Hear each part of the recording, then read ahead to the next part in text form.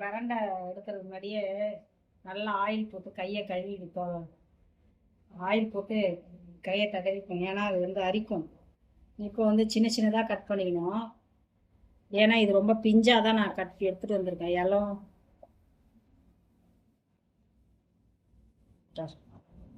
ஈஸியாக அது மாதிரி ரொம்ப பிஞ்சாக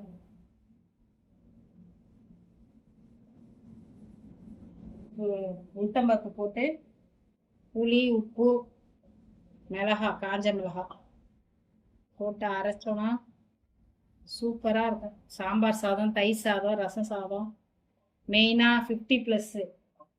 50+ ஏன் சின்ன வயசு 30+ஏ இப்போ வந்து நீட் வெயின் அதிகமாக வந்துருக்குங்கிறாங்க. வாரத்தில் 2 நாள் சாப்பிடலாம். சூடாக நல்லெண்ணெய் ஊற்றி சாப்பிட்டிங்கன்னா சுட சாதத்தில் சூப்பராக இருக்கும். முட்டி வலிலாம் எனக்கு போயிடும். நல்லெண்ணெய் தான் இதில் வந்து பெஸ்ட்டு. தாளிக்கிறதுக்கும் நல்லெண்ணெய், வதக்கிறதுக்கும் நல்லெண்ணெய் யூஸ் பண்ணோம்.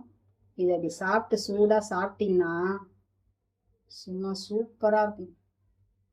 ஆஹா, சுட சாதத்தில் இப்படி நீங்கள் நல்லெண்ணெய் ஊற்றி இந்த பிரண்டை துவையில போட்டு சாப்பிட்டு பாருங்க, அப்படியே தேவாமிர்தம் மாதிரி இருக்கு. நீங்களும் ஒரு தடவை இந்த மாதிரி ட்ரை பண்ணி பாருங்க. பாய்.